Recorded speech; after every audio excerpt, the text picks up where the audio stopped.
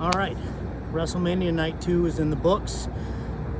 I felt like Night 1 was lackluster, but as Triple H said, it was really there to set up Night 2, and it did. It was perfect. Every match, the storytelling, everything was there. It felt, as people are saying, cinematic. It wasn't just entertainment. I was invested. I cared. So I'm going to briefly recap the night and just give my thoughts and opinions on it. These matches will be in no particular order, except the main event, which is obvious what I'm ending with. I want to start with Drew McIntyre versus Seth Rollins. So I had predicted Drew would win, and I had a feeling Priest would cash in his Money in the Bank, whether it be Seth or Drew. But even with that breadcrumb of a thought in my mind, the way they told the story. So Drew's talking smack to CM Punk, who's on commentary, by the way. CM Punk keeps saying, dude, worry about who's in the ring. Seth's fighting hurt. He's the story of overcoming his injuries from being beaten up so bad the night prior with that tag team match. Eventually, Drew wins, and it's a clean win. He looked dominant. He goes over to the commentary desk and he stands on it. He's still talking smack to Punk, and he does the DX suck it thing. Keeps talking smack. Punk eventually pulls his leg out from underneath him. Drew falls. Punk swaps the arms. His arm brace, and hits Drew McIntyre with it. Punk standing there very happy. Cast is the word, cast. He's standing there very happy with his work. Damian Priest's music hits. He comes on down. I'm cashing in. He choke slams Drew. By the way, Drew's only been champion for 5 minutes. He choke slams Drew, pins him, wins, runs up back to the entrance, gets all of Judgment Day to congratulate him. He goes out back, gets a handshake and a hug from Triple H. That was, piece de la resistance. It was a very nice match. It was great storytelling. It wasn't just Drew beat Seth. There was so much more to it, which sets up the CM Punk rivalry with Drew. Damian Priest has the belt now. Very good stuff. Briefly mentioning Pride beat Final Testament, and Snoop Dogg was on commentary. Absolutely hilarious. You could tell he's a fan. Some people were saying put him on commentary every single match. I think that would have been a bit much, just because of Cole and McAfee couldn't get a word in edgewise, which is fine for that match. But good match. It was all right. LA Knight beat AJ Styles.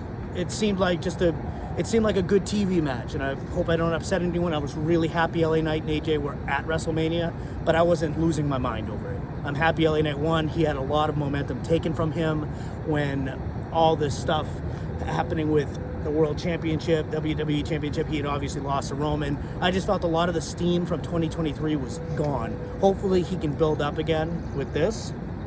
There was a triple threat match. Logan Paul, Randy Orton, and Kevin Owens. KO and Randy came down on a little cart. That was funny. There was a Prime bottle dancing around. It turns out that was I Show Speed.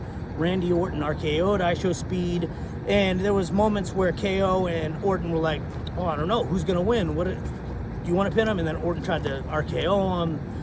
Logan Paul ended up winning, which I think is a good call because of how much heat he generates. I think he's super fun to hate. So that's just a good move. He'll probably lose it down the road. At the pay-per-view in Ohio, if I had to guess, I bet they beat him. He loses in his home crowd. Bayley beats Io Sky. That was a match one-on-one, Bayley's first one-on-one match. She'd been champion a while ago, but this was her shot at it again. Something I was surprised but happy about was Damage Control did not interfere at all. Sometimes interference adds to a match. Sometimes it takes a lot away. And with Io Sky feigning friendship and then just to shatter it again and Bayley overcoming it, them being bad friends, as Bayley had said it, good win, feel good win. I was happy to see her win. She's a great person.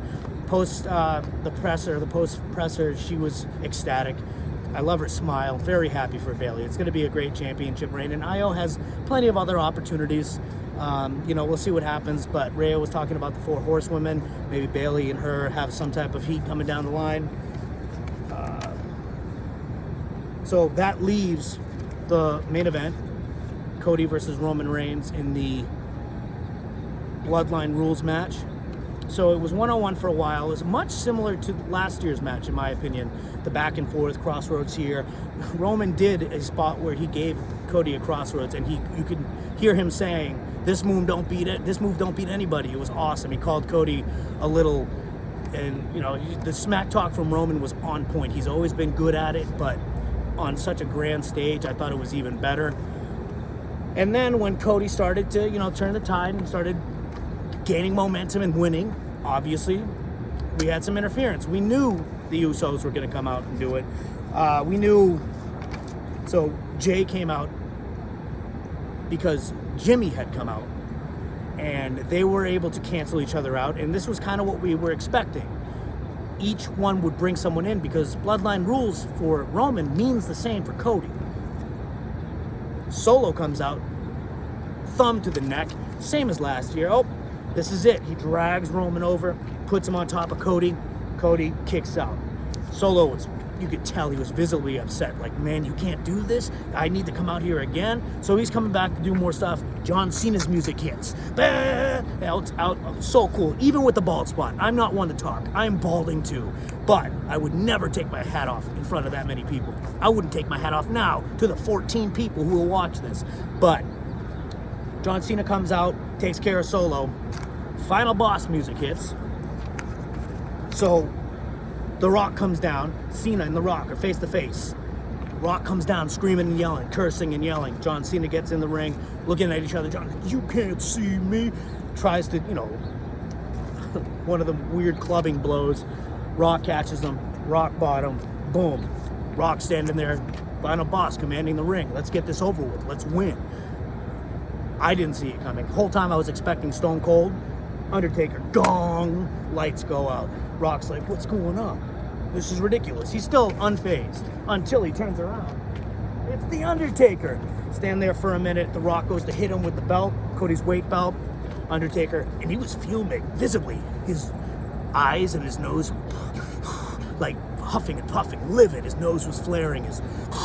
And he chokeslams him, and then it goes black again. Chokeslams The Rock, goes black again, and he's gone.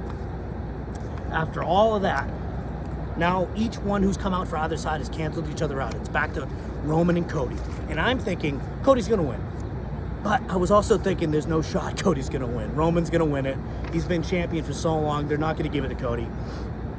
Cody does 3 crossroads. And on the last one, I don't know if it was shaking because he was excited or because it was hard to lift up. Roman's a big guy 3 times in a row. He's already had a long match. Gives that crossroads. Goes on top to cover. Paul Heyman screaming the whole time. 1, 2, 3. Cody's music hits. Every fan is singing, not just the whoa. Cody did it. Cody won. His story is over, but really just beginning. And I'm so happy for Cody. Cody's wife was there. Cody's mom, Mama Rhodes, was there. Every face who's been taken down by the bloodline came out. LA Knight, everybody, Randy Orton, all came to congratulate him. And he drops to his knees and he's holding the belt. And I know it's all fake, but it means something. He cares. Everyone there cares. He's holding that belt. It looks like it weighs 100 pounds. The weight of it. Off his shoulders, and now he's holding it. So happy. And he was crying in the post presser about his dad not being there, but we all know his dad was proud looking down on him. And as happy as I am that Cody won, Roman's been the champion for so long. What is the WWE going to look like without Roman as the champion? I think he's going to be fine. I don't think he's retiring. I think he's going to take some well-deserved time off. But the future is very exciting. This is the Renaissance era. This is the Paul Levesque era. Triple H. No more Vince BS. This is going to be as hot a product for the WWE and wrestling as a whole since the Attitude Era, in my opinion. So that's my recap, my thoughts, my opinions. So happy Cody won. I hope The Rock sticks around. He's been great. Overall, I'm ecstatic. I'm so happy with the night. 10 out of 10 for me.